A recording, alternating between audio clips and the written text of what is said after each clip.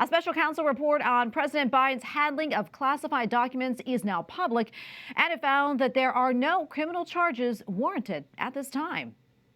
Special counsel acknowledged I cooperated completely. I did not throw up any roadblocks.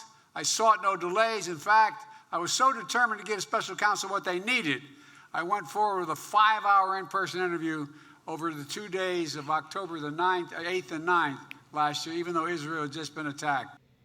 After a year-long probe, special counsel Robert Hur concluded our investigation uncovered evidence that President Biden willfully retained and disclosed classified materials after his vice presidency when he was a private citizen, the report said, but does not establish Mr. Biden's guilt beyond a reasonable doubt. Secretary of State Antony Blinken is returning to the U.S. following his trip to the Middle East, where he again pushed for peace and a return of the hostages. But for now, no deal. Public divisions and tensions between the United States and Israel remain. So the key question tonight, what comes next? White House Correspondent Owen Jensen reports. Owen? You're right, Tracy. That is the critical question. For Secretary Antony Blinken, it was his 5th visit to the region since the conflict erupted just over 4 months ago now. But as he comes back home tonight, the path to peace and an end to the suffering both remain elusive. Yet Blinken and other U.S. officials remain optimistic.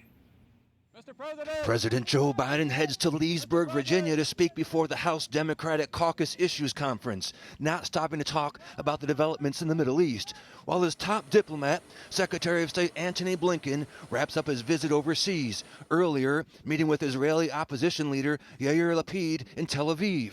For now, no luck on any ceasefire or hostage release agreement. We're intensely focused on the hostages and determination to bring them home to their families. Hamas is still holding over 130 hostages, but around 30 of them are feared dead. In the White House press briefing room, this assessment. We're optimistic that we'll still be able to get a deal in place that will allow for an extended pause, allow for more aid to get in, and allow for a maximum number of hostages to get out. Today, Israeli airstrikes targeting residential homes in a neighborhood in the southern Gaza Strip. Dozens killed or wounded, women and children among them.